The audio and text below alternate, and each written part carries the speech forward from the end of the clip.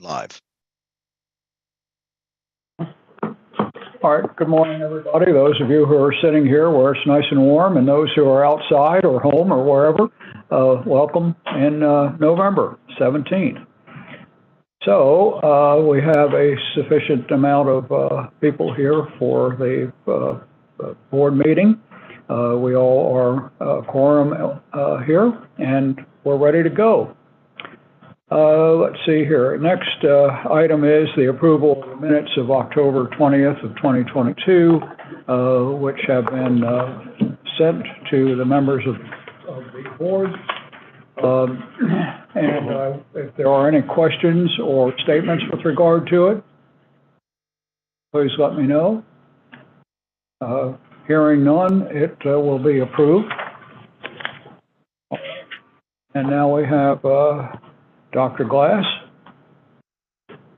Thank you, Judge Smokin. Good morning. Good morning. Good morning, everyone. Next slide. So in the last expense report period, my expense when I went to visit ECI shows up when I stayed at the University of Maryland Eastern Shore Henson Center, $110.25. I drove the state vehicle. I did eat one meal, so I guess that was on a prior, that hit last month. Yeah, okay. Yeah. All right, every month. And Deputy Furketic just had she had a personal car use for one visit and parking down in Annapolis to meet with Senators Elfrith and Gazzone in relationship to the Back River visit and tour by the Senate Budget and Tax Committee. Next slide. You found parking. It's a mess. It is. Well, and I walked over to the Senate, and all of a sudden it's like, what happened to legislative services? You were missing. Yes. So I didn't have any site visits in the last 4 weeks, but I did have a lot of engagements. I visited highlights of the community colleges and one meeting with the university. I did meet with President Shears Ashby from the University of Maryland, Baltimore County, following up and trying to develop a relationship with her after I had a relationship with President Hrabowski. And she actually, usually when I meet with presidents of even the community colleges, I'm passed down to deans, which is fine for the engagement. But she did say that she wanted to deliberate and be intentional about how we can move forward. I particularly reminded her or introduced her, since she's not from Maryland originally, that we have incredible facilities and construction projects occurring in a short distance from her campus. And so she was going to go back and think about how the environmental programs, how chemical and environmental engineering can engage. And I look forward to engaging with her and hope I can continue to develop that relationship. The other highlight, I did not attend, well, it's not on this one. It's not on this one. But another highlight on this one is a new engagement with the University of Maryland College Park Center for Community Engagement, Environmental Justice, and Health. I spoke last month about an engagement with the town of Eagle Harbor in Prince George's County and some ways that we can help them, and that is developing. And that led to a re-engagement with Dr. Scobie Wilson at the University of Maryland, who also has been trying to assist Eagle Harbor. So hopefully we can build on that connection and build an environmental justice practice, as the U.S. federal EPA is coming out with a lot of funding in that area. Also, great visit to Carroll County, where we have a lot of engagement. Carroll County and Charles County. I guess Charles County didn't. It's up there. Good. Yeah. Well, I got mixed up with it's just flow over same titles. Yeah. Both of those visits to two new Department of Public Works directors, one of whom, Martin Harris at Charles County, was at MDOT before I got there, and we connected on those issues, and hopefully they will come back. In both counties, we do have work already. It's not as though we don't have a presence with multiple groups, multiple of our groups, just to let them know all of our capabilities and to make sure they're aware and their teams. And again, it's not a hard sell. It's just making sure that people are aware, that DPW directors, Department of Environment directors are aware of what we do. Next slide. So A robust, this is the season. The season is probably going to be ending as we go through Thanksgiving and December for colleges and for job fairs. But as you can see, we attended several over the last 4 weeks. One I'm going to highlight and read some notes from that. Unfortunately, I got a stomach virus and could not attend, but we had a nice sized contingent of 4 leaders from our organization attend for the first time inaugurally this year, the 3-day Historically Black College and University Marketplace in Baltimore. So Carla Loving, Stephen King, Tiff Bradshaw, and Tim Barr attended the annual HBCU Career Development Marketplace on November 2nd through the 4th. So the HBCU Career Development Marketplace is a 501c3 nonprofit founded in 2001. The mission is to inform and educate students from historically black colleges and universities about corporate America as they transition. Now, looking at the advertisements, most of this was corporate. This was Amazon was present, Under Armour was present, I believe. That's not in the notes. But it was mainly a Fortune 500 event. I'm proud to say that MES is one of the few, if only, state agencies. There might have been a couple of others, right? There are a couple of others there, but we had a presence. So Mr. Bradshaw and Mr. Barr gave a 30-minute presentation on MES and had a 20-minute question and answer period. They were contacted immediately after the question and answer period. 13 students spoke one-on-one with them, and they received their business cards. As soon as the following day, they received resumes from some of those students. And again, because we are such a conglomerate, in essence, in the environmental space, most people don't know everything we do, even if they are familiar with MES, as I'm sure the board members have learned over the year, 2 years that you've been here. So many of the students were in search of paid internships and were willing to relocate to Maryland if necessary, and several of them stated that they had not considered working in the environmental services industry until they learned about MES. So a lot of our jobs are not just environmental jobs. They are mechanics and electricians, and they are environmental scientists, but also we have IT, we have procurement, we have finance. So it's just making sure that where you'll see some fruits of our labor, again, and I won't preempt Mr. Barzil's presentation, but I feel like this is working, and I've been talking to other colleagues as I'm engaging with the universities, is just creating conduits with programs and you can see as yesterday, Fort Meade's jobs fair, so for veterans and for the community. There are just so many great opportunities, and you see that Greater Washington Region Clean Cities Coalition that has also had one in Prince George's County and one in DC that we attended. So this is all going splendidly. Mr. Patel, he questioned, we're going to do so much outreach, we're going to get to the point where we don't have jobs. And then we have the idea of curating a database that I'll give a shout out to Ms. Cooper, who has been working on this along with Ms. Betleon in the Executive Office and Government Affairs Office. But then we create a database and we curate that database. And for instance, I just passed Ms. Dollar yesterday, the Chi Epsilon from the University of Maryland Engineers Honor Society, and they're just great people coming out. We've got to be, preemptive? Proactive. Yeah, proactive, thank you. You're welcome. Proactive in looking at what we will possibly need. We know the numbers show that we are having, unfortunately, approximately 7 terminations a month for various reasons, most of which people are leaving voluntarily to go to other positions. So yes, let's target the best and the brightest and see if we can win them over and show them how great we are and have them come on board. So anyway, everything is going well with that. I believe staff is enjoying getting out from the sites or from the headquarters building and interacting, and it's showing great results. So this is very good. This is exactly what I was hoping you all would do.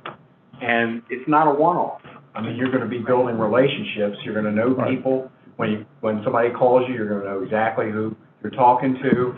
And that is very, very helpful, particularly when you're in a dynamic labor environment, because you stand still for a couple of months, your roster goes down. So there has to be continuing effort. But I think you're looking in the right places, And you'll find some more. You'll find some more as you go. This is very, very good. Next slide.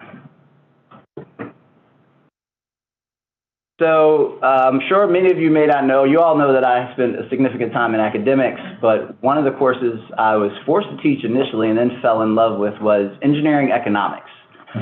And so this was starting development prior to a visit to the visit to ECI, and I'm going to give him another shout out, Mr. Mike Wilson. I'm sitting around the table at the water treatment portion of the facility at Eastern Correctional Institution, and Mr. Wilson was asking questions about finance, and I brought up, we were developing one. It really hadn't got out.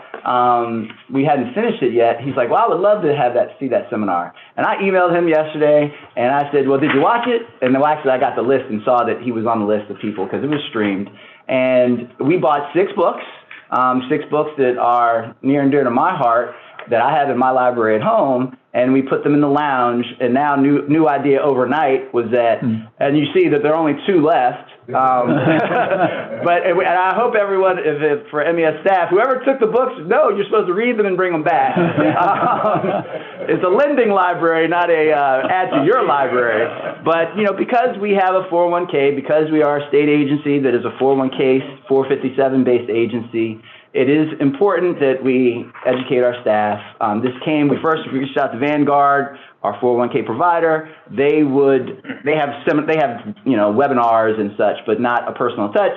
Myself and Greg Africa, Division Chief Greg Africa in Environmental Operations, Montgomery County, have experience both teaching young people and just talking about finance in their hobby. So we designed a slide deck, and I gave the slide deck for an hour about 2 weeks ago. And so far, it's tough when you're the executive director and you ask for feedback. Well, who's going to really tell you you are horrible? But I believe people that tell me I'm horrible in other ways all the time are honest in their assessment, and I believe it as well. So I don't know if this will be a series. If any of the board members want to take a look at it, we'll get you access to it. But we need to make sure that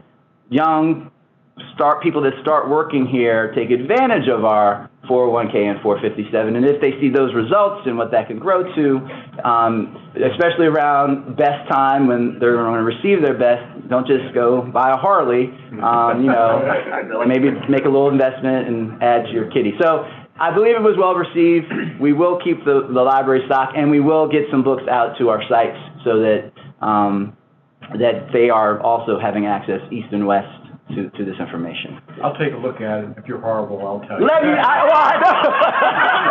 Well, I can count on that.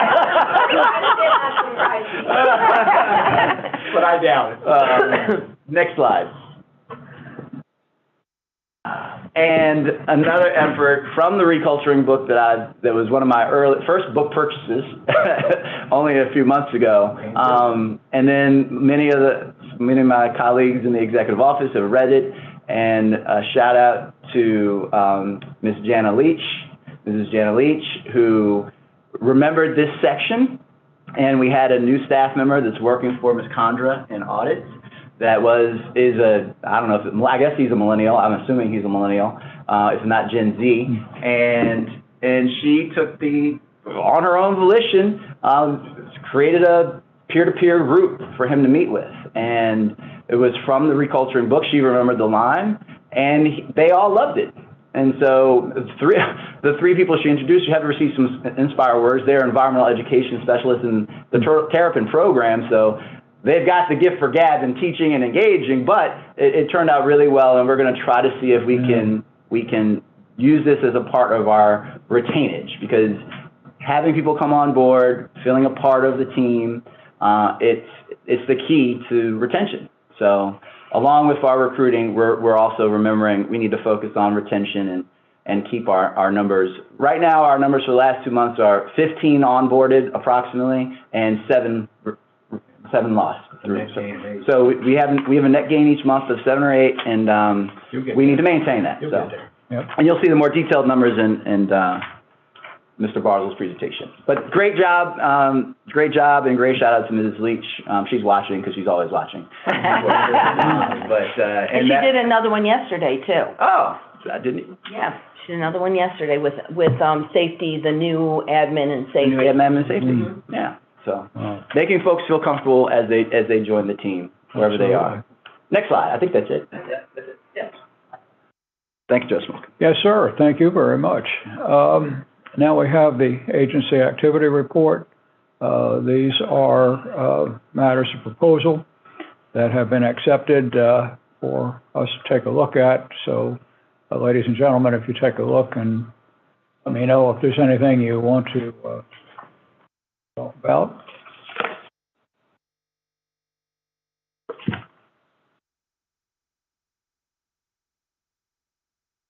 All right.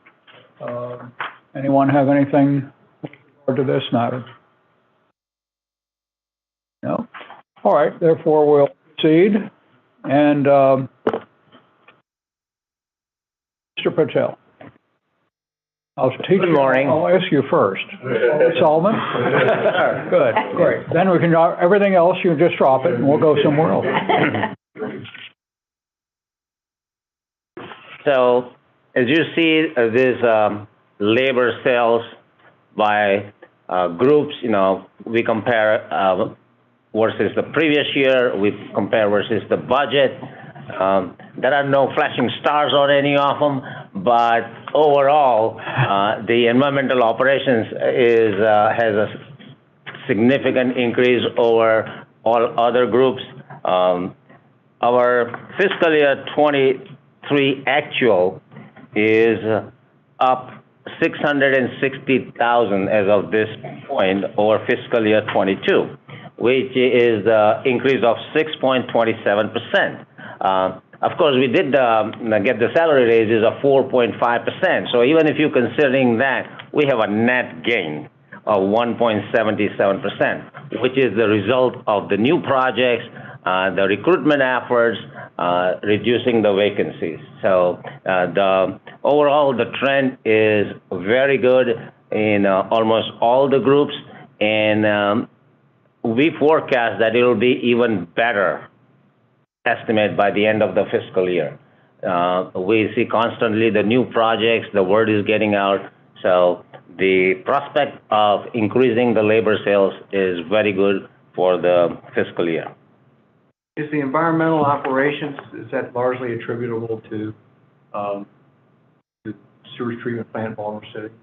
No, environmental operations are actually the solid waste. Solid waste, okay. Yeah. All right. I think it's a lot of work from Prince George's County, if I was not mistaken, correct? And Montgomery. Eastern Shore. Yeah, Eastern Shore. Plants? Implants. Okay. So largest. Next slide. So here we present the budget versus actual for 4 months ending October 31st. So we are at 1/3 right now. Our full year budget, if you see the bottom line, is projecting 3.2 million as a net earnings. Usually the budgets are prepared a little conservatively. We, plan to do better than that because there are unexpected, the overhead expenses are pretty stable, but there will be overhead recovery, fringe recovery, because the more projects we get, the more billable labor that adds directly to that little delta there. So the increase in net assets, we plan at 3.2 million as of October 31st in first 4 months. Now our full year estimate is 3.7 million, which is, almost close to 483,000 more. The labor sales, of course, the budget, we will exceed the budget for that. The overhead expense is a little, has an increase over last year because we fill a lot of safety positions, some of the admin positions that we had, overhead positions, so we filled it. I think we are, except 1 or 2 positions, in the most of the overhead positions, we are fully filled the vacancies, and therefore the expenses are higher. But it will be recovered by the overhead recovery and the fringe recovery. another big difference is we are seeing is that we have a significant interest income that we had not planned. So that is giving us a good increase in the net earnings. We are constantly, as a matter of fact, we constantly invested, look based on daily basis. Now, actually, the return has lowered a little bit. So, the last couple of weeks, it was a little higher on the short-term treasuries, and we heavily invested in it. So it looks like overall, for the year, our interest income will have a significant addition to our net earnings. Now, of course, for any funds, for midshore, any funds that we are holding from state about unearned revenue, the state advances, we do prorate that interest and give it back to them. So whatever we get in a MES share is the net of MES only. If we are holding advances from other agencies, midshore, we do prorate them on every month. So the interest is in the other? Yes, interest is in the other. So 125,000 was the projection. We think 383. The other portion is the equipment fund, and that is not gonna have significant increase in net earnings because of number one, the gasoline prices. Now even the vehicle prices are so high, and we try to depreciate them fast, like in 7 years or so. So as we purchase the new vehicles, the depreciation charges will hit too. So equipment fund is another part of other, but I don't see any significant contribution from that. Next slide, please. So here, what we are showing here is the actual as of October 2022 versus October 2021. And you see the labor sales increase is 6.27% as of October. The overhead recovery, because of the increased labor sales, is 6.65% more. Overhead expenses, as I mentioned, we are filling up all the vacancies, and so the overhead expenses are 18.97% more, and the overhead variance is 31% less. But the over the year, it is going to even out. Because the more recovery comes in there, some of the overhead expenses become steady. So we will be at least meeting our expectations on overhead variance. Fringe, we are doing a fringe recovery is better than the last year, and the fringe expenses are correspondingly higher. Fringe, we usually don't plan to have too much variance in it because there are, if you consider the Inspire Award, the tuition, we encourage people to take the college courses or any courses that enhance their career. So even though we have a budget, we are not restricting to them. So some of those fringe benefits are not as predictable as that. We will accommodate all kinds of requests. So, but we don't plan to make too much additional earnings from fringe. So it's almost, if it breaks even, that's good enough for it.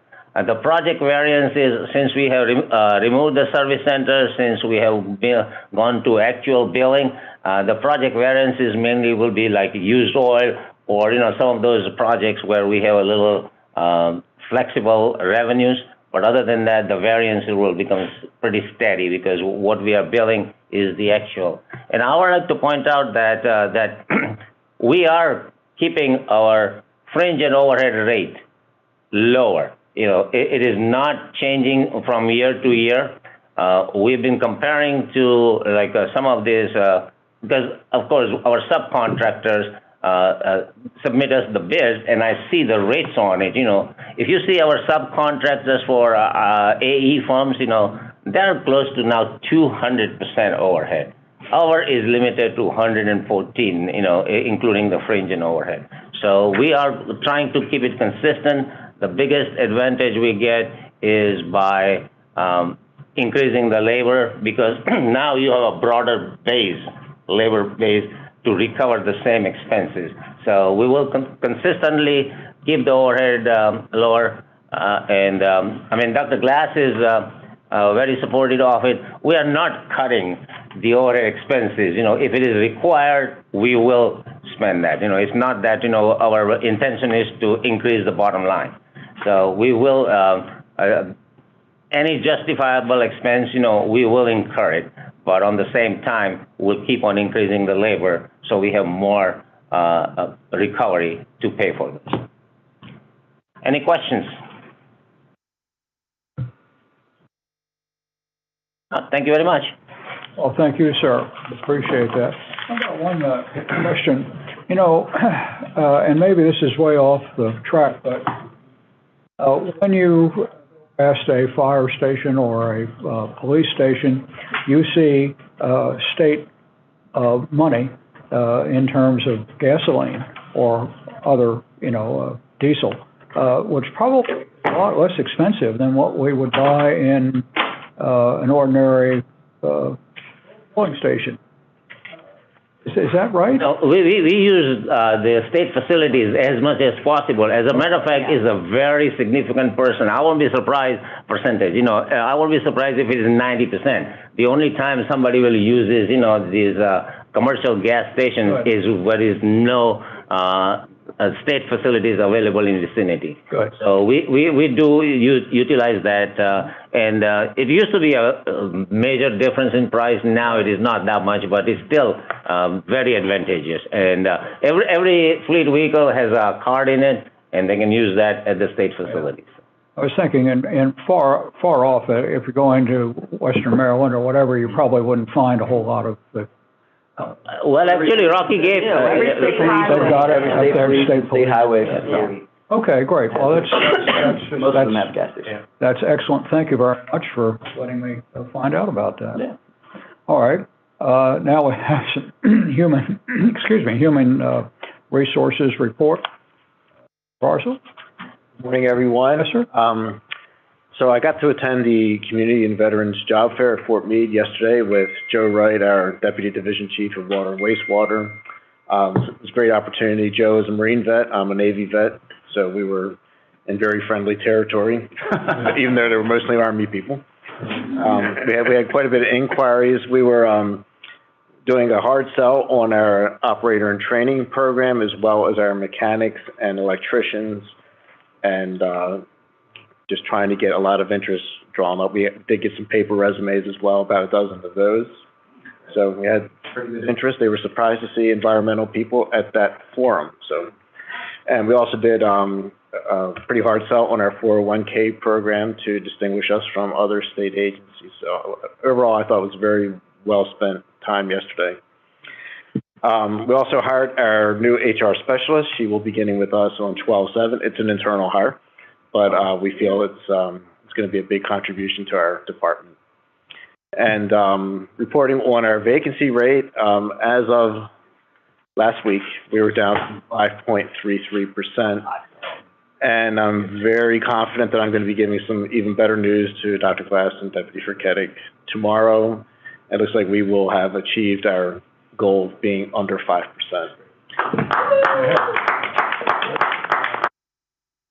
A lot of hard work from our managing directors and hiring managers. Everyone's been pushing it. I've been pushing my staff and pushing the directors too, to cajole them sometimes. But it's been really rewarding to see that rate come down about 5% in the last 3.5 months. So that's great. Yeah. We thought it was an impossible goal from Dr. Glass. Yes. Stretch goals. We maintain it, yeah. That's all I had to report.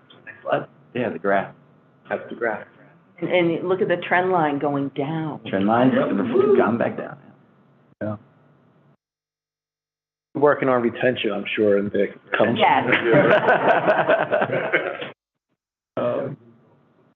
Any other matters, sir? Yes, sir. Thank you. That's good work.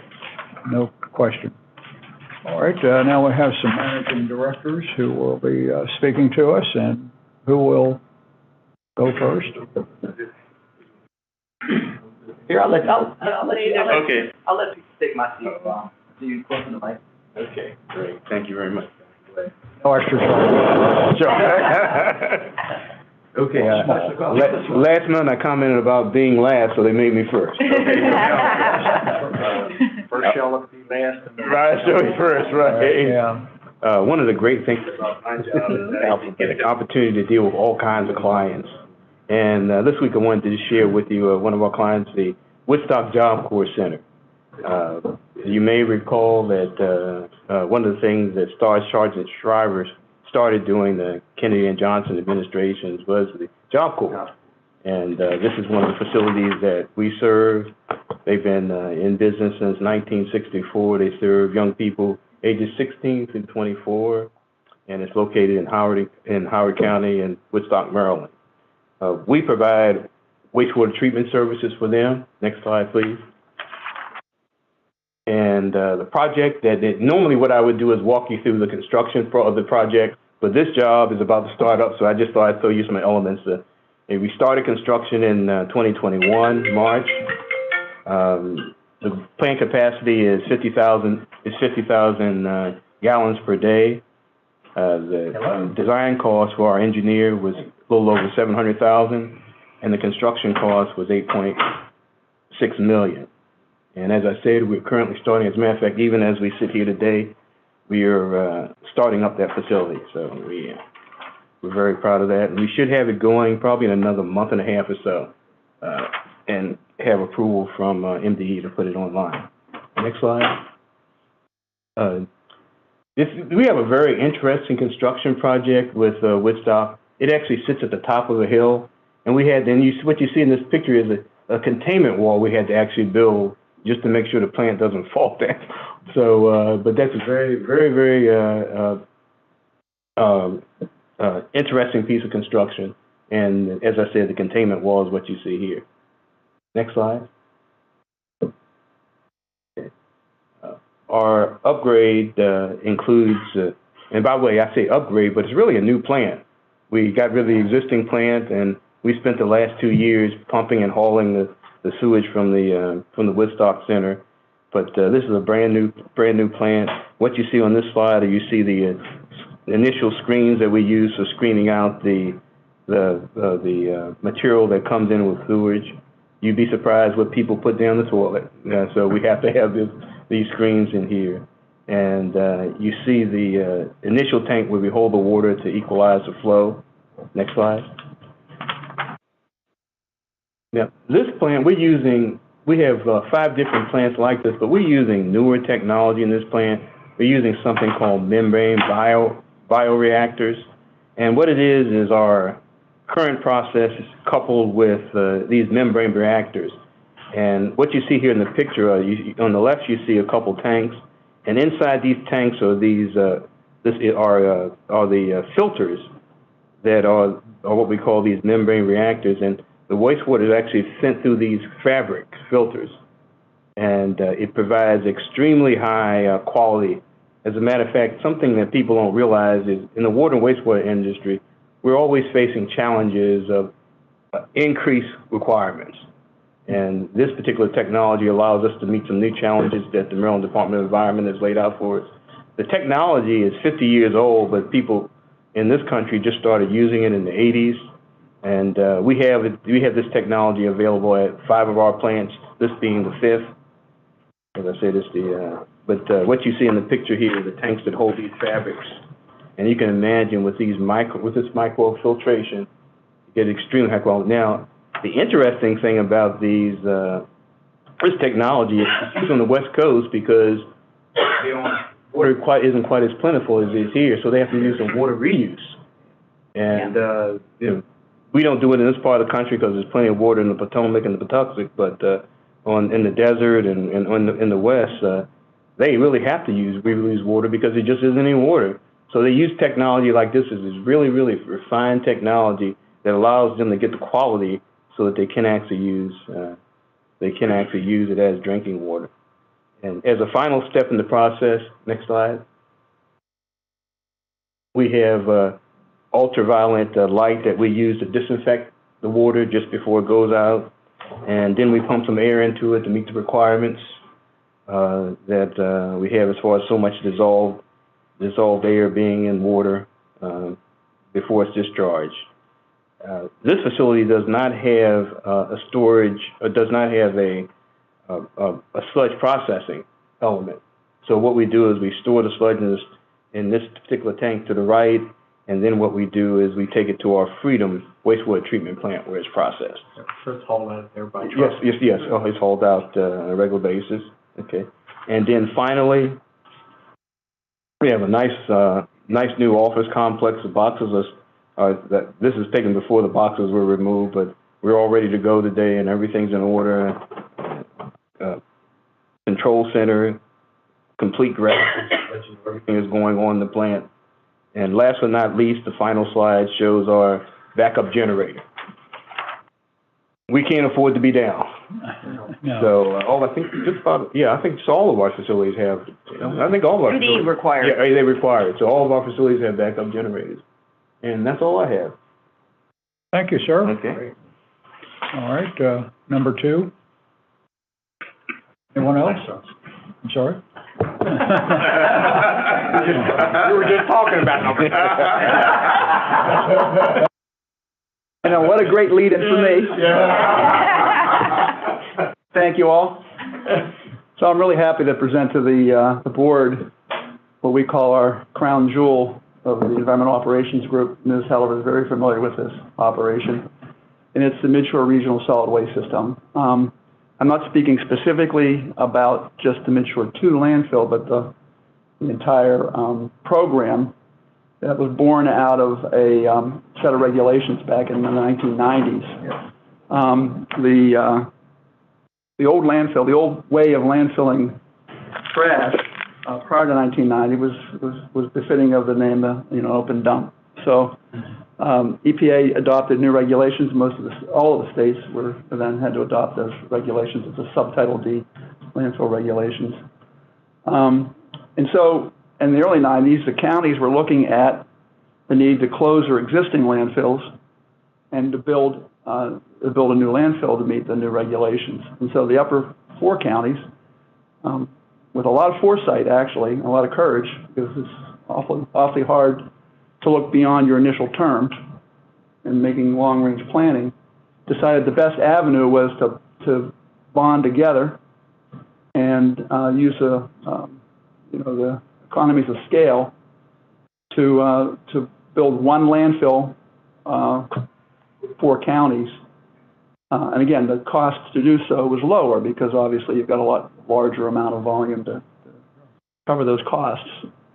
And MES was selected to manage that operation at the time. And so we took on the debt for the very first landfill that was built, and assumed all the responsibility of operating, including a long-term closure. So without this participation or this partnership, each county would have had to independently bear the cost of those operations. And in the 30-plus years that we've been operating, the counties have not had to spend a single dime on solid waste disposal. Now, the county residents, obviously, and tipping fees in businesses, but the counties themselves have not had to spend any money on that very significant cost. Next slide. So I want to talk about the whole system. So the partnerships includes 4 counties. Recognize the photos all there. Those are the county seats. Two of the, I guess we have another slide that shows the other 2. Top one, obviously, is Kent County. It's near and dear to my heart. I lived there for 30 years. In fact, I lived in the house on the far right there, on the water, my wife's family home. That's Talbot County in the bottom there. But it's Talbot, Caroline, Queen Anne's, and Caroline, yeah. The next slide. So the very first unit was the Midshore 1 landfill.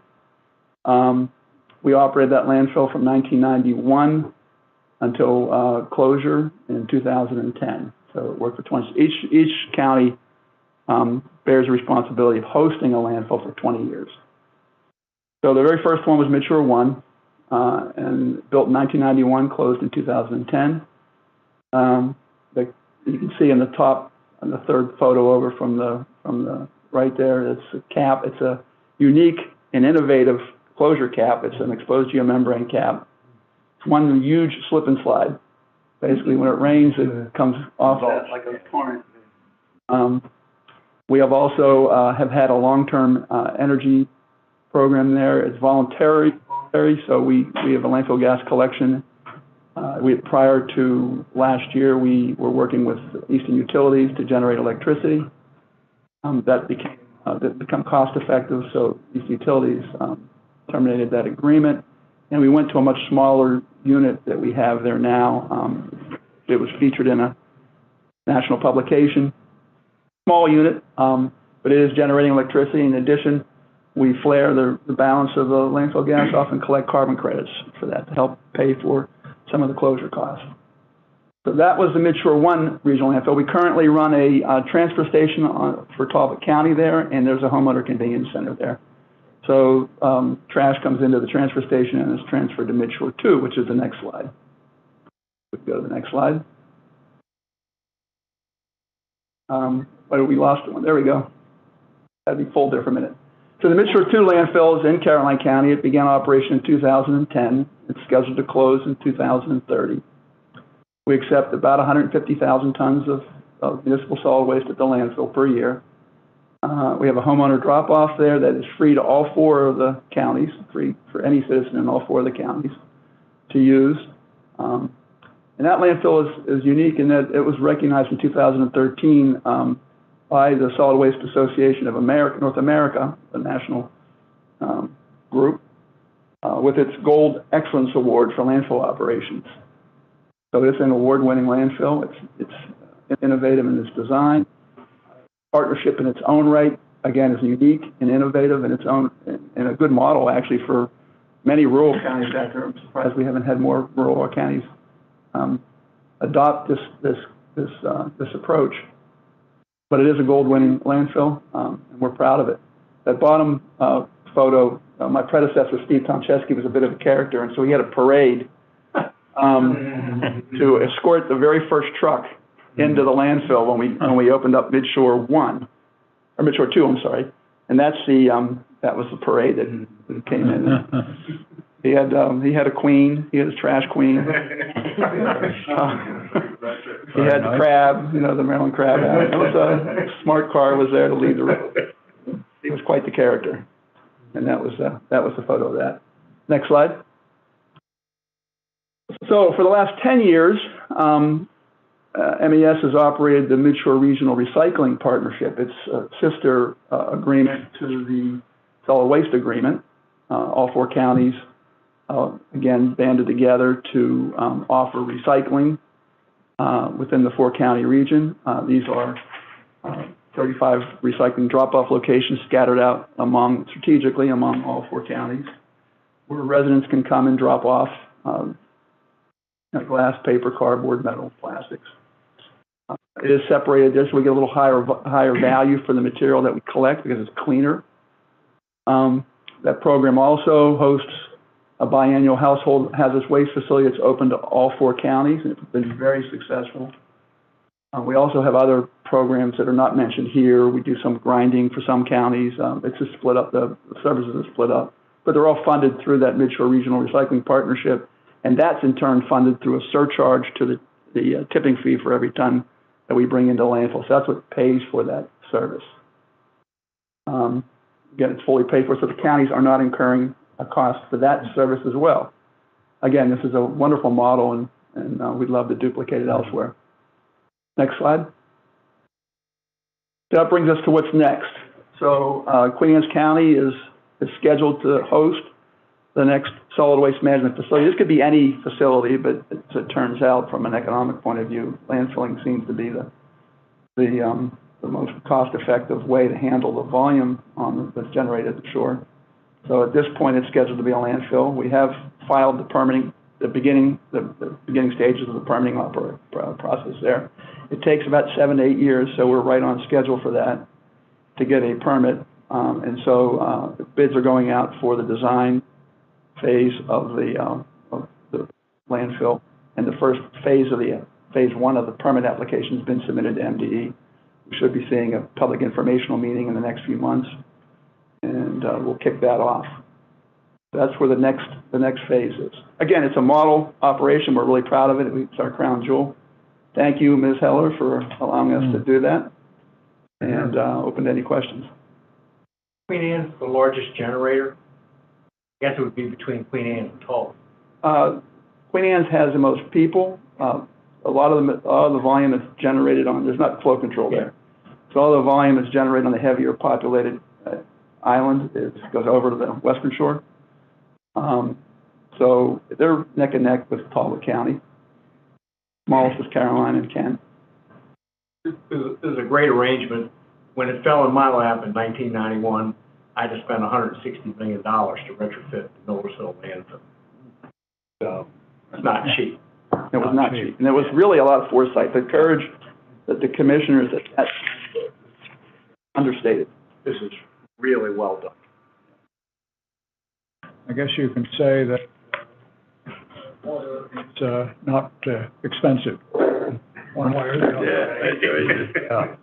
But they've already cited this, like Queen Anne's. They have their sites all picked out long ago. Yeah, that's That's an entertaining process too. You know, as an agency, Coming to the landfill near you. so you will be seeing in the future, you'll see we'll go through the bonding process, on group is wonderful support in getting through that process, but we self-fund, so these are bonds, revenue bonds that we issue. So this is entirely off the county's balance Entirely sheet, off their balance and so it's a user fee that's generated by the tipping fee. Including the closure pieces, which I can't, it's understated cost. Because a lot of counties didn't account for the closure side of these landfills. They looked at revenue or cash cows, but money wasn't being squirreled away for closure. It's a significant cost. And we are fully funding those closure costs. And as Tim indicated, we do not have a flow control ordinance in place. Right. Yeah. You know, the legality of those is questionable. We get enough incoming waste to generate the sufficient revenue we need to do all the things that Tim is saying. Market-driven, and the fact that we're combining the 4 counties allows us to keep the cost to the point where we can offer a competitive tipping fee, which supports the landfill. If it was an individual landfill, the tipping fees alone would be significant. You might not generate the kind of volume that you need, because again, it's open to the free market. So. All right. Any other questions? Okay. Thank you. Well, number 3 is open. Here we go. Good morning. Any coffee in there? Good morning. Good morning. Good morning. Today, I'm going to update the board on what the TES staff is doing out at the Baltimore-Washington International Thurgood Marshall Airport. I'm going to go with BWI after that because it's a mouthful. Credit where credit is due for the actual name. We're getting to winter, so the staff out there are preparing for the winter season. Just some brief history on what our role is at BWI. We started working with Maryland Aviation Administration at BWI in 1989. We were doing stream monitoring surveys out there, the streams that were adjacent to the airport where the stormwater outfalls were. We were doing the monitoring in order to comply with the current permit that was out there that said that you could discharge 30% of the de-icing fluid to the stormwater, and that would go out into the stream. We started looking at a temporary glycol collection system in '93 to meet that 30% limit.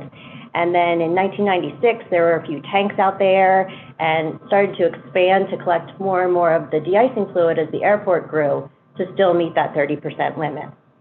Fast forward to 1997, there were continued community concerns that 30% was going out the storm drains and into the local streams. So this resulted in an eventual consent decree where all of the de-icing fluid had to be captured and nothing could go out into the stormwater system. So by 1998, the new collection system was in place and the current collection program was up and running, and we've been out there growing with it and working with it since. Go ahead, Pam, you can.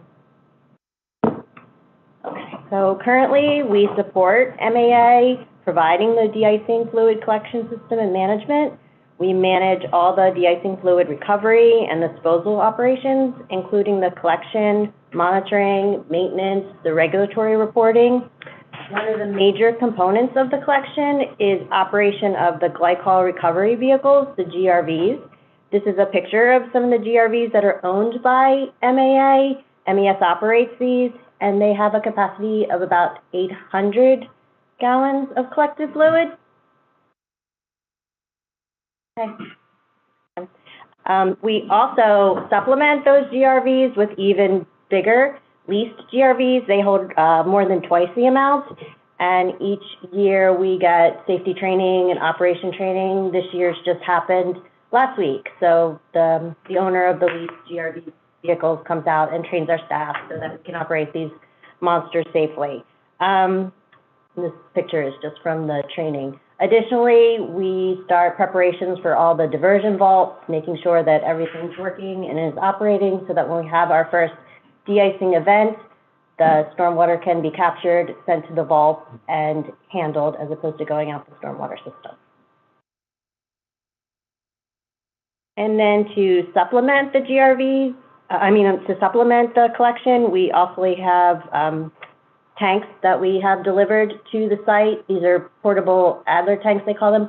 One of them is 8,500 gallons, and one of them is 20,000 gallons.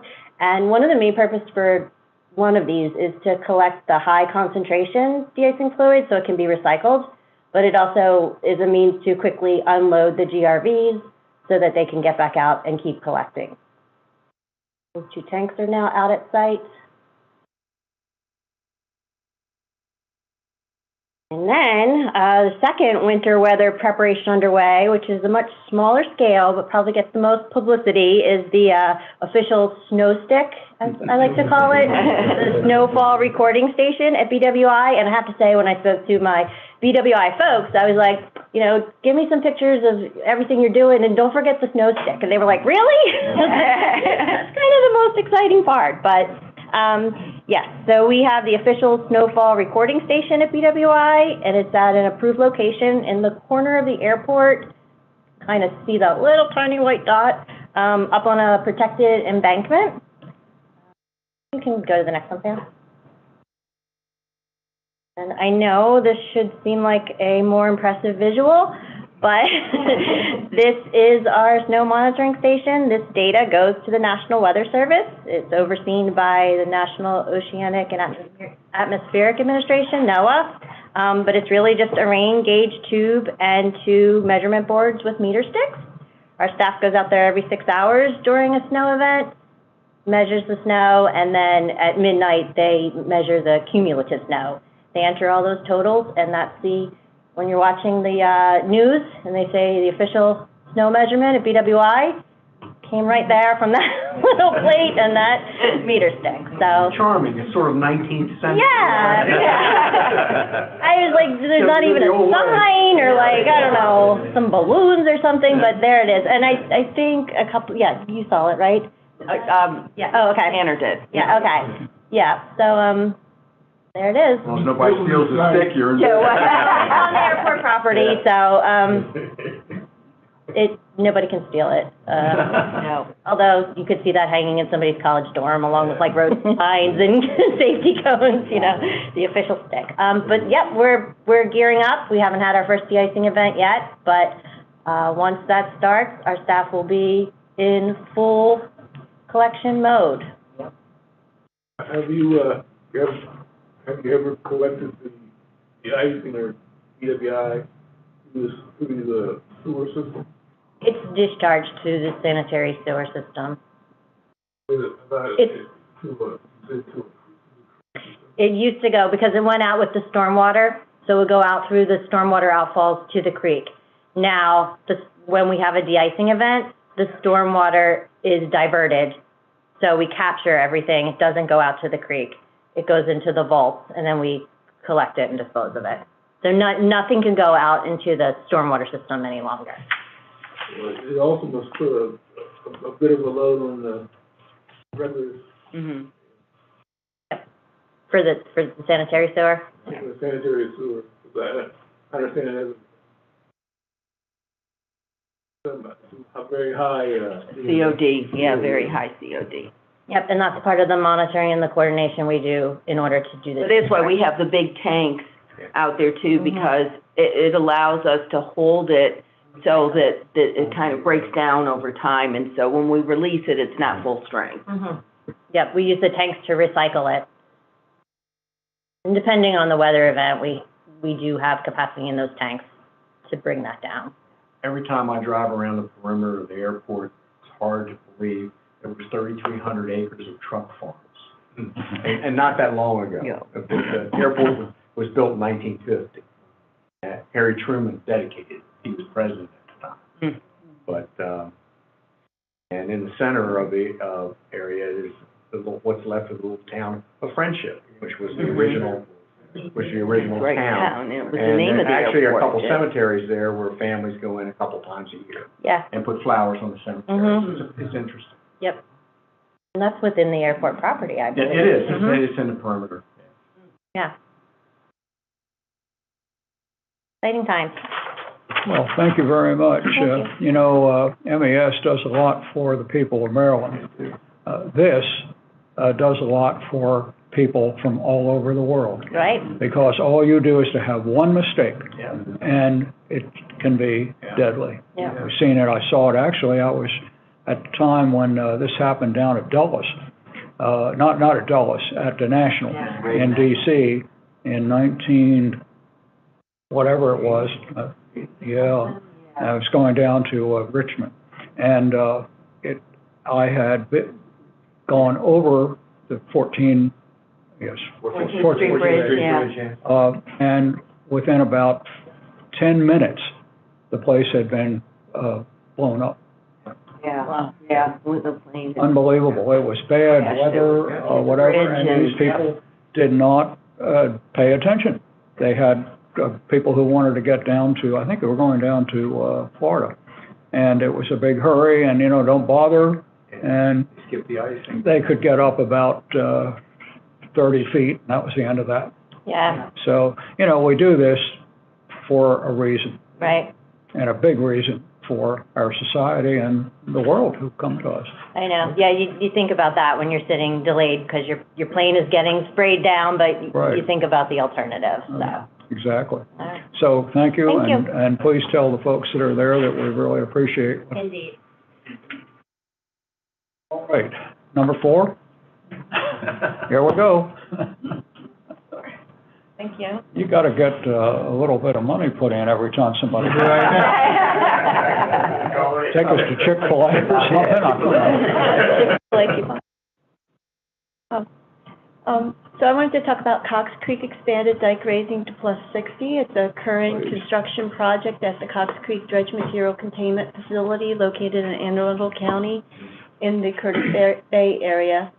This project with a couple other capacity projects for dredge material is vital for our client, MPA, to meet their 20-year capacity needs for their dredge material program. Currently, Cox Creek and Masonville are the only ones that can take material from the Baltimore Harbor, so it's very important. This project's being done under a $196 million MOU with MDOT MPA for the overall expansion of the DMCF, and some of the projects under this MOU have included the demolition and remediation of the upland expansion area of the DMCF, and also construction of the operations complex and utilities. The base dike widening, which was completed in 2020, which is the foundation for this +60 dike raising in the existing DMCF footprint. And currently, this +60 dike expansion is estimated to cost $19.6 million. Other projects under this MOU include some mitigation, remediation I'd mentioned, community enhancements, installation of security cameras, as well as the engineering and construction oversight of these projects, and also some alternative spillways will be constructed. So the project, NTP was issued in August of 2021. It's a 1,000-day contract duration, and it will raise the existing dikes on the existing facility. If you can see on the water side, that's the existing facility along with the north-south cross dike in between. It'll take those dikes from plus 36 to plus 60, as well as expand on to the left side, that's the upland areas. That wasn't part of the original facility, and as such, there was an existing Kennecott copper refinery there. Yeah, that all the buildings were demolished, removed, either recycled or landfilled, and also the substructures were dug out, removed, remediated. There was a lot of contamination. And that upland area now is the borrow area for the material that will be used to construct the dike so that we won't have to import structural fill material. I would call that area a brownfield. It was. An industrial use. Yeah, not now. This project will increase the capacity for dredge material for this project at 8.5 million. The material that's going to be excavated from the borrow area is going to be an estimated 1.5 million cubic yards, and the perimeter dike is approximately 13,000 linear feet. So I want to show a couple of other elements of the construction in the next slide. And this is right for Baltimore Harbor. And the approach channel from the Poplar Island is the bay, shipping channel. the bay channel. Yeah, so this will have some of the channels that approach the harbor. So in the first slide, you can see the first lift of the waterside dike. And the second slide is actually the dredging contractor's unloader, because while this construction is going on, we're also bringing in the inflow from the core maintenance dredging. And this summer, we just took in 700,000 cubic yards with a shoehorn. It's very difficult with this capacity is critical. The third slide is the completed stabilized dike, the waterside dike at 58.5 feet. The last 18 inches is the stone road, which is undergoing right now. And the fourth slide is a picture of the valve vault where we'll be able to pump the water out through the outfall pipe. Is this it? Is this just finish it up? No, that's just the waterside dike. Yeah, no, but I'm just saying that when you get the dikes to 60 feet, Is that all for Cox Creek? that's it for Cox Creek, isn't it? No, we have a possibility of going up to plus 80. Really? Yeah. But under this MOU, we're only contracted to go up to plus 60. Got to put red lights on it so the airplanes don't get Maybe. The expansion of the north-south cross dike is a major project milestone. It has been completed. We are at elevation plus 39 on the east side and 44 on the west side, and completion of this made it possible for us to increase our fill capacity of the dredge material from 33 feet to 39 feet, which is critical for this next inflow that's coming in probably this spring, and it's going to be more this year. It also enabled us to use the completed cross dike to stockpile some of the unsuitable excavated material from the borrow area that we couldn't use for the dike construction. And then the upland area, this serves as the borrow pit for the dike material. The slurry wall installation is a milestone that we're completing or starting 4 months early, and you can see in the left bottom, that's staging for the slurry wall. And the bottom picture is just an overview of the upland area prior to construction.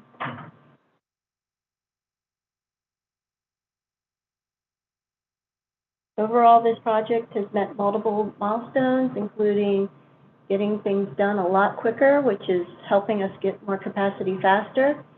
We negotiated a 62-day decrease in the contract schedule, so currently the project scheduled to be completed in March 2024. We've also successfully negotiated some change orders that have realized the savings close to $200,000 so far. I would say we have a great MPA and MES team working out there. You can see Cox Creek really well when you go across the Key Bridge. You can always check on it on the weekends when I visit my in-laws. Yeah, I was gonna say, I always look when I'm coming back from Back River. Much more pleasant to look at that than it is. Hawkins Point is on the other side. Yep, Check on them both. Indeed. yep. Okay, any Thank you. questions? No? Well, thank you very much. These are all been, wait a minute, you don't have, you can't sit there. All right.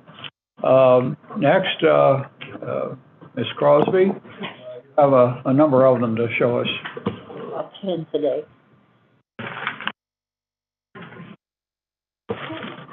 Good morning, everyone. Good morning. Sorry, Item 1 is for the Rocky Gap State Park Sanitary Sewer Improvement. This was a competitively sealed bid. This procurement is designated as an SBR contract.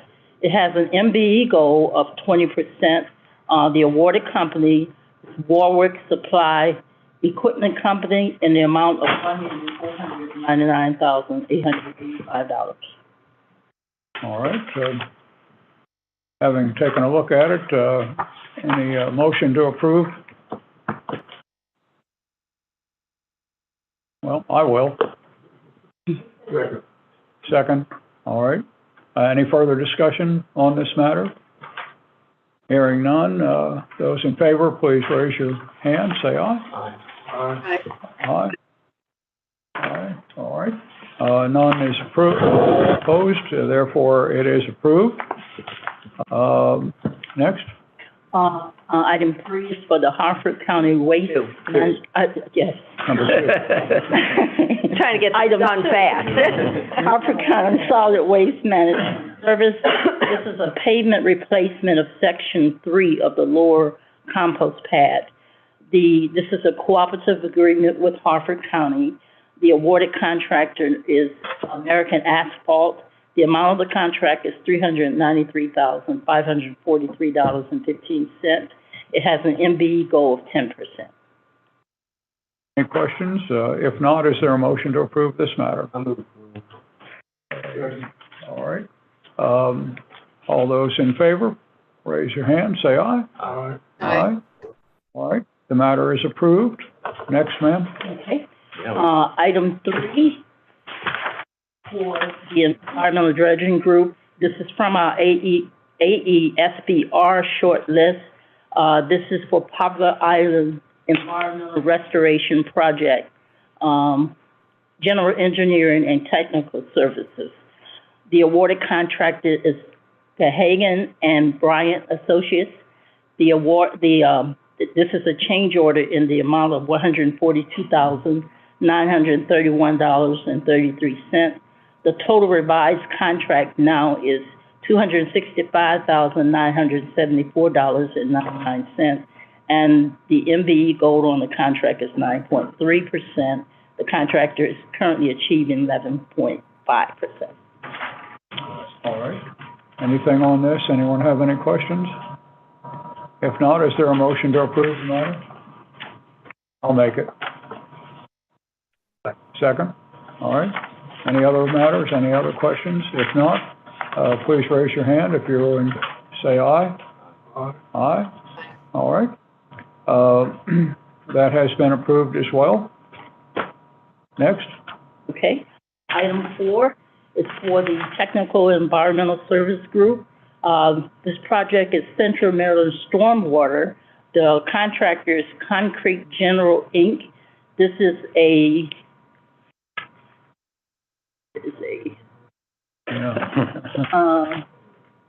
I'm trying to get the term of the contract. It's on the next page, 3 years. 3 years, 3 years. It looks like a very, turn to us on that. 29%. All right. For them as well. Yep. Any questions on this? Is there a motion to approve? Moved. Second? I'll second it. Anything else? If not, if you agree, raise your hand, say aye. Aye. Aye. All right. All approved, therefore approved for number 4. Judge, this is Marion. I have to abstain from this contract. Oh, okay. Well, then there will be a recusal on that, but we still have a sufficient amount quorum. All right, thank you, ma'am. Next. Item 5, for the Central Maryland Stormwater, this one of 2 contracts that's been awarded. The awarded contractor here is HGS LLC. This is also a 3-year contract with two 1-year renewal options. The MVE goal on the contract is 29. All right, once again, that's a pretty good amount there, 30% almost. Yep. The contract seems to be identical to the previous They one, are. except for Who got it? Yeah. Exactly. Okay. 2 contractors. Any other questions on this? I move approval. I'll approve first, second hand. Anyone else? If not, please raise your hand, say aye. Aye. All right. So, and there, I'll be abstaining on this one. all right. That's been approved. Okay. So it has been approved. Next. Judge, this is Marion. Did you get my recusal on this one? Yeah. Just want to make sure. Thank you. I think next we go on to 6. Yes. Item 6 is for the Montgomery County Yard Trim Composting Facility. The awarded contractors, EARN Contractors, Inc. EARN is a certified MBE firm. This is a letter renewal for year 4.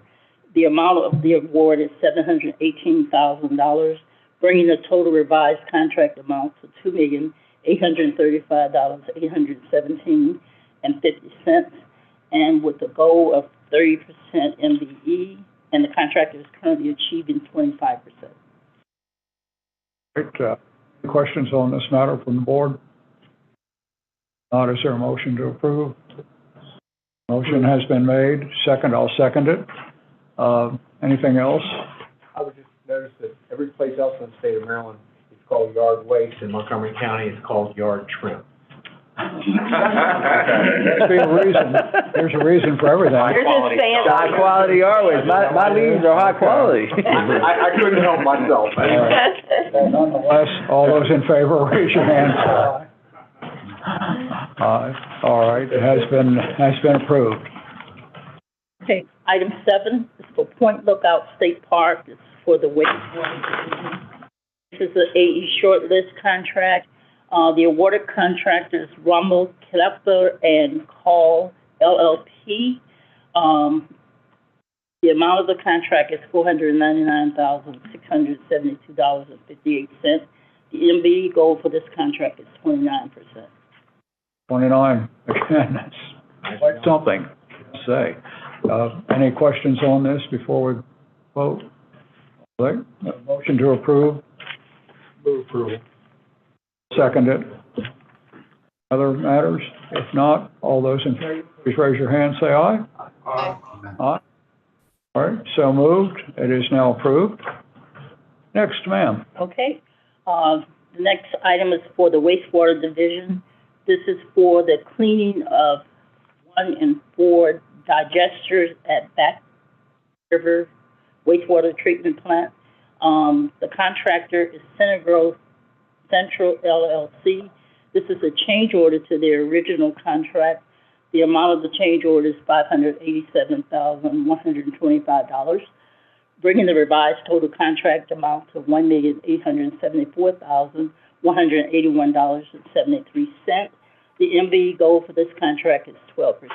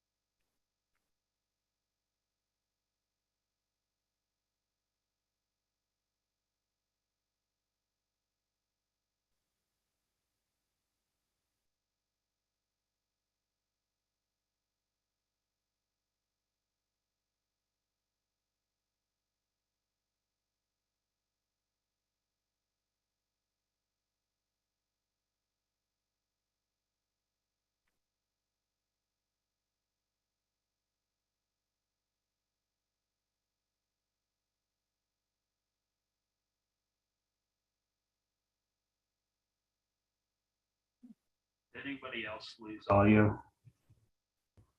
Yes, I'm checking with IT. Okay.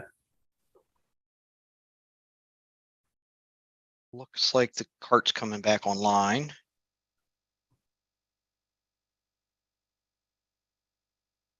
Can everybody hear us in the conference room?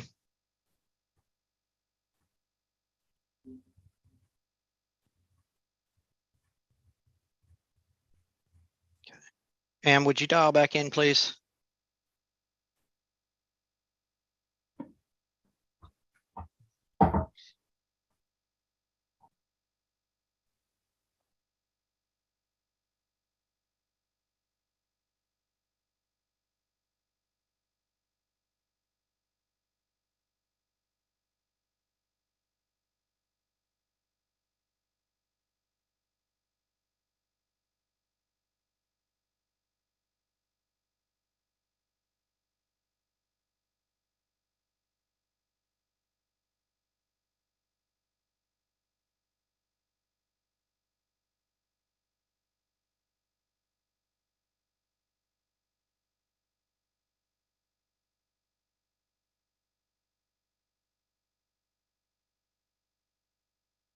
Say that they heard it. Okay, there you are. Can you hear us now? Yes, ma'am. All right. All right, that was So everybody knows. Okay, we're redoing item 8 for the wastewater group. This is the cleaning of the high-rate digesters 1 and 4 at Back River. This was the sealed bid originally. The contractor is Senegal Central LLC. This is a change order to that contract in the amount of $587,125, bringing the total revised contract amount to $1,874,181.73, and the MV goal on the contract is 12. All right, thank you. Okay. And I'll second it. Any other matters before we vote? Hearing none, all those in favor, please raise your hand, say aye. Aye. Therefore, it has been approved. Thank you, and next? Yes. Item 9 is for the purchase of 2 Ford F-550 vehicles or trucks for the, this is Park Miller Island. The water contractor is Apple Ford. We got the quote this morning, so you have had a change. It was just change in price from the original notice that went out.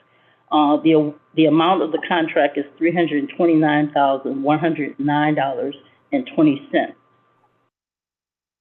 All right, my question is, it's awfully expensive. I mean, these things usually, they live for 15 years or 20 years. Good. And there's 2. Yes, 2. Yeah. That pays off. As a matter of fact, at this time, it is very hard to get the truck. So as soon as we get the opening, we order it. But lately, last 2 months, they even canceled the orders that we had placed a year ago. Because we get the state government or Baltimore County government price, but the retail prices are so high. I think, this dealer just say, sell the retail, forget about the government contract. So they even canceled the Ford F-150. So every time we get an opportunity, we get the government price, we order it. Great. Right thing to do. All right, any questions on this from the board? All right, is there a motion to approve it? Approved. Second, I've heard second. Anything else? All right, all those in favor, raise your hand, say aye. Aye. Aye. All right, all have been approved, and the matter is approved on number 9. 10. Okay, number 10, for environmental dredging also, from the intergovernment contract with Baltimore County. The awarded contractor is Apple Ford. This is for the purchase of 6 vehicles in the amount of $450,000. All right. Any questions on that? All right. any motion to approve this matter? So moved. And there is a second. Anything else before we vote? If not, raise your hand if you are approving. Aye. Have approved, and therefore the matter is concluded. Unless you have anything else, Mr. Fosdick? No, that's it. All right, ma'am, thank you very much. A lot of these vehicles are very old, and I was just wondering, from a fleet standpoint, how many vehicles do we have that are, say, more than 15? I just want to get a feel for coming attractions, because if we can, we need to get the relative age of our fleet down to what I would call a functional level. So we are aggressively replacing the vehicles. Unfortunately, right now is supply chain shortages, and for previous, I started managing fleet department in 2020. Prior to that, for 4 or 5 years, there was no procurement of new vehicles. So once you fall behind 5 years, we are catching it up. That's why I mentioned. That's my point. If you got 500 vehicles, you're not replacing 50 of them, in a year, you're falling behind. So we are aggressive with it, and as I said, we are not worried about, what depreciation will hit the book. We're just trying to aggressively replace it. It'll reduce your repair costs too. Correct. Try to keep some of these fossils running is a challenge. And it's a safety issue too. So we are making sure that, if we can get hold of the suitable vehicles, we'll order it and keep replacing it. If you have a spare moment, I'd like to know how many vehicles we have that are, just pick a number, over 15 years old or past their useful life that we're using. Yeah. So we monitor the years plus the mileage. Yeah. So if the mileage is reaching, 180, 170, we stop. Thank you. One thing we have to look ahead on is what's going to happen if there is a change in the amount of money that people need to use or sell. Let's see there. I think next we have take a look at the procurement notifications. These are the ones between $25,000 and $200,000 for everyone to have a look at. If you see anything in there that you wish to talk about, we'll leave it open for a period of time.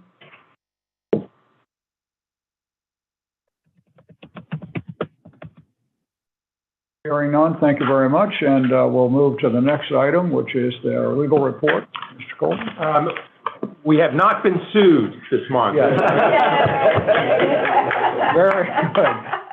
Every time, you're going to get it now. I think there's a process server there.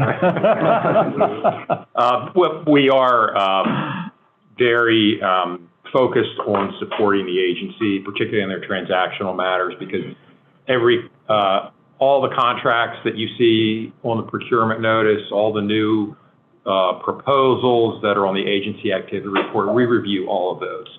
So we are trying to turn those things around very quickly, usually within a couple of days when they come to our office. So we want to continue to support the agency by allowing them to move forward with these various agreements, particularly ones that result in revenue flowing into the agency. And that's always going to be a focus of ours. Great. Well, and you have many other focuses in this. Right. We have other areas too that we're dealing with, but I'll save all that for a closed session. Indeed. We're not having one, are we? No. Good. There we go. All right. Open discussion. Is there anyone else? Anything to be taken care of? I think we have something coming from Solar. Yeah. Yeah, this is just kind of almost a repeat from last month of the proposed meeting schedule for next year. I think we added the audit committee meetings the Thursday before the traditional monthly meetings for the spring and fall, and we just need to pick a time, whatever is better, if you want morning or afternoon, and we'd like to get those on the calendar, as well as a June HR committee, because those are ones we know will be needed. And then, of course, if other committee meetings are needed, they can be scheduled, month to month as the need arises.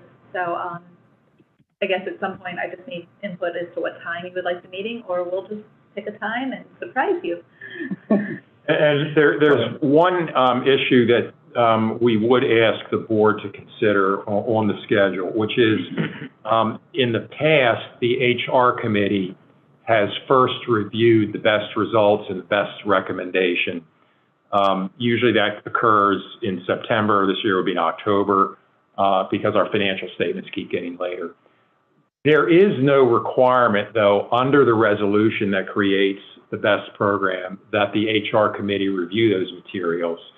The resolutions say that the full board will adopt those.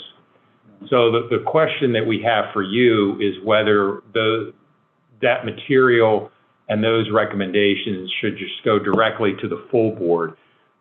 In part because the best part of that review is how did the agency do in meeting the best goals. Right.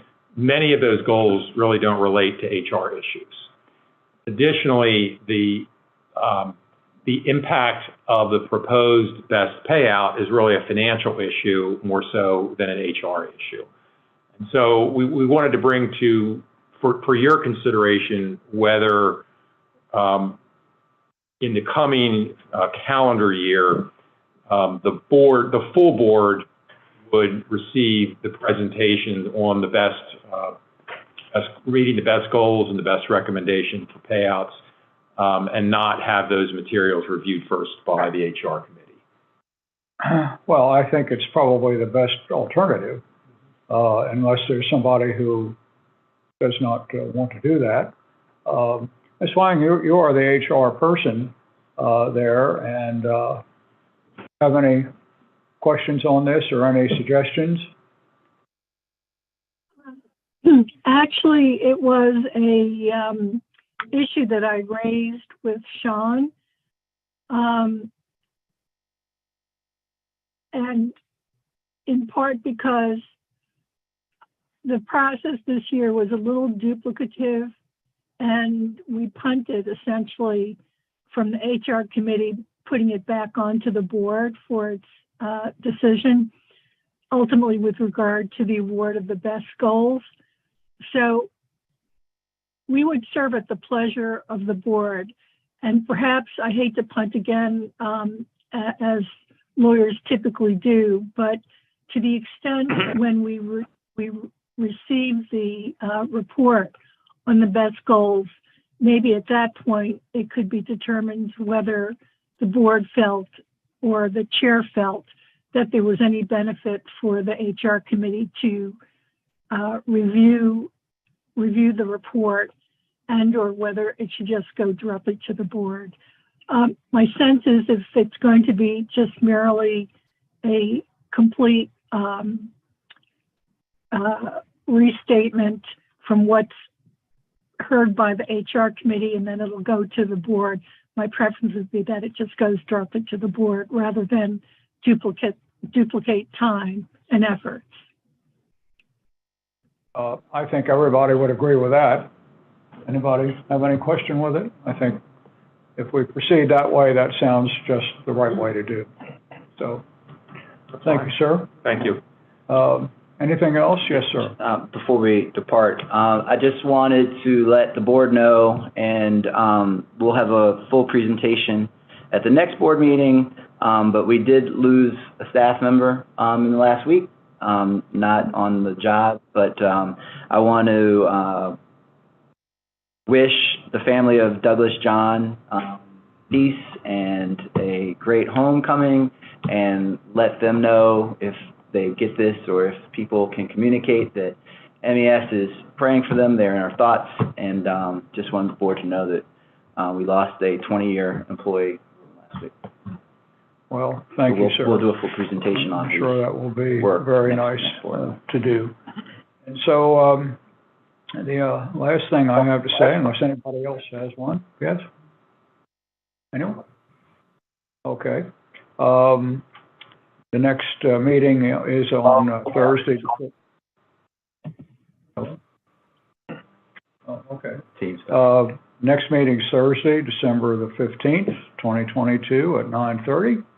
And for everybody who's here and who will be in a couple of weeks having a turkey, have a good turkey.